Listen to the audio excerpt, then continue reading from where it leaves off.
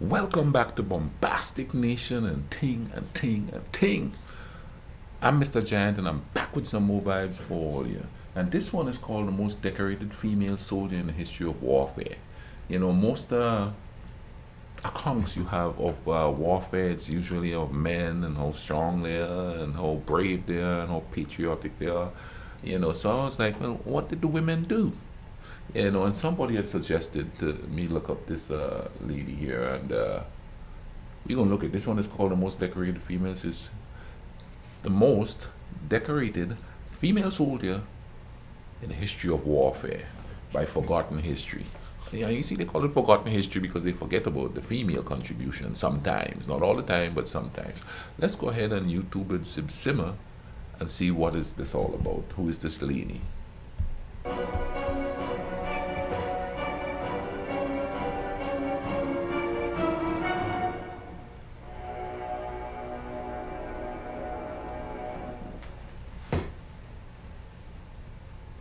Milunka Savic is a largely unknown Serbian woman who just happens to be the most decorated female in the She's history Serbian. of warfare.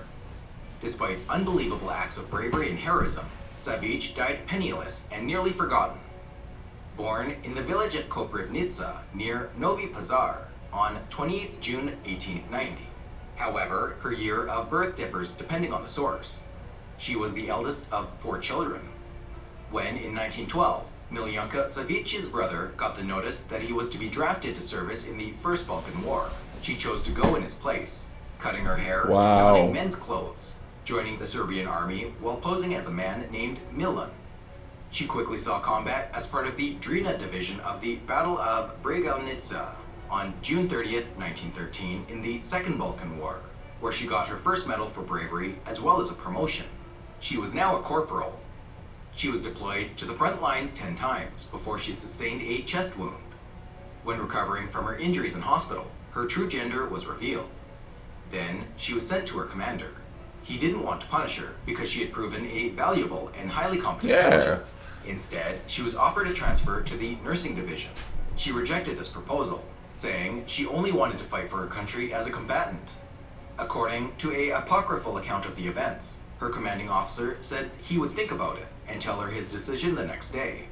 Standing to attention, Milunka replied, "I will wait." It only took an hour for the commanding officer to decide to let her stay in the infantry unit. He also promoted her to junior sergeant. The Second Balkan War ended the same year, but World War I began just a year later, in 1914. We just keep fighting. The Austro-Hungarian Empire invaded Serbia with 450,000 troops.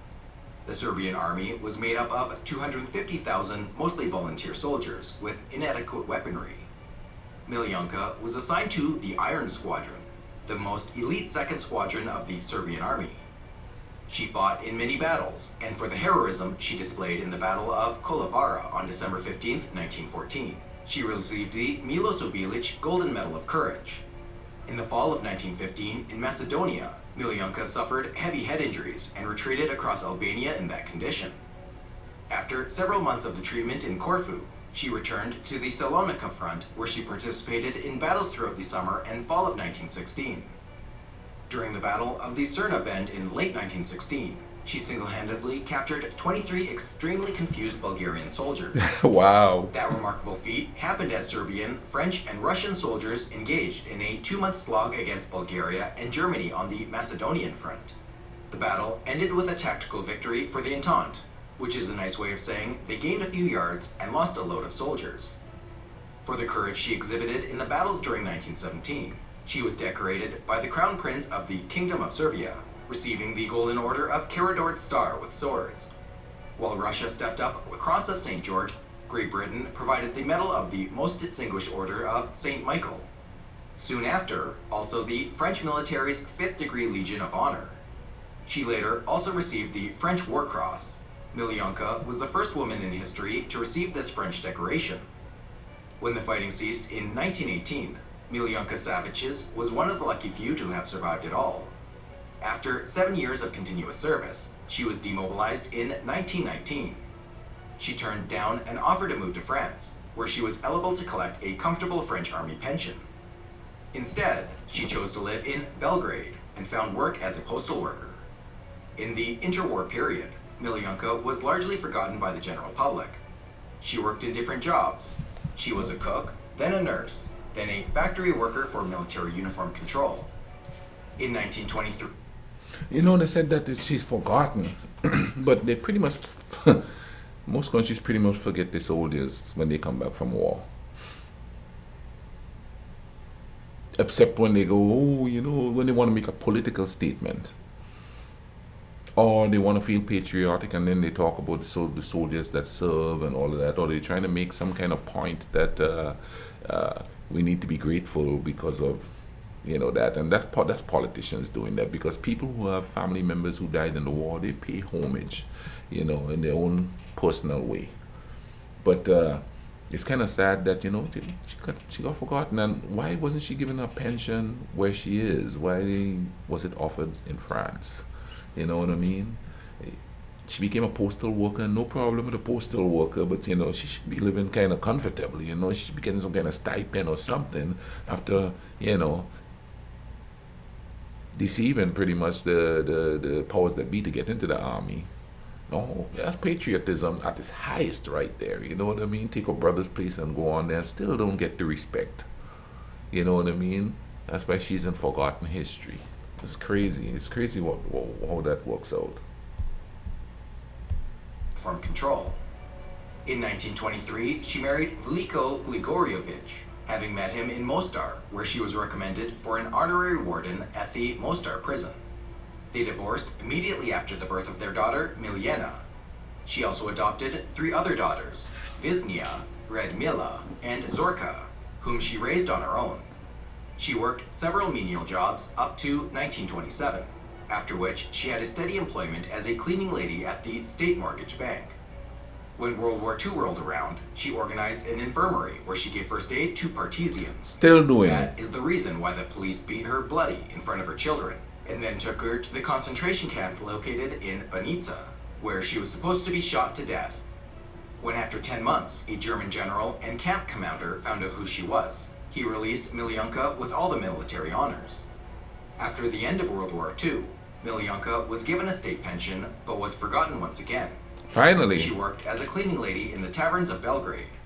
By the late 1950s, her daughter was hospitalized, and she was living in a crumbling house in Belgrade with her 3 adopted children, until she began appearing in Jubilee celebrations with her medals. This caught the eye of the media and the public, which focused attention on Milunka's by then difficult living conditions. In 1972, public pressure and a newspaper article highlighting her difficult housing and financial situation, the Belgrade City Assembly gave her a small apartment on the 4th floor of a building that didn't have an elevator.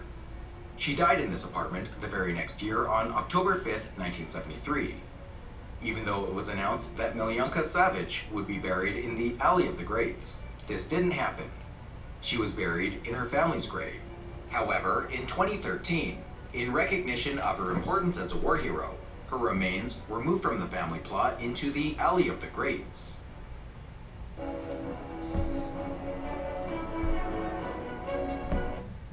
Oh, wow. That's a remarkable woman for doing what she did there. I'm gonna have to look into more great women in history. I mean, I'm looking at Napoleon's wives and princesses and all of that. Like ordinary people like this who goes off to war and do what is necessary to safeguard their country and stuff like that. This was quite interesting. I'm gonna leave a link in the description. Go in there and check out this channel. See what's going on there with them. They have some good stuff there. I haven't looked through the channel comprehensively yet, but I plan to, because it looks like there's some good stuff there. So, check the link below. Click and go watch the video without me talking all the time. I hope you guys enjoyed this and learned something from it, because that's the point here. You know what I mean? And if you got this far, that means you're enjoying it. So drop a like on the video. And I now have Mr. Giant t-shirts. You're gonna see it pop up there. Just click on it. Go ahead, and if you want to wear a Mr. Giant t-shirt or something, go in there. cop you one according to the slang. Cop you one of those, you know what I mean? Hey, yeah, I want to get some new lenses and stuff. It'll help out the channel and all of that, you know what I mean? But thank you all again for watching this with me. And take care of each other. Cool runnings.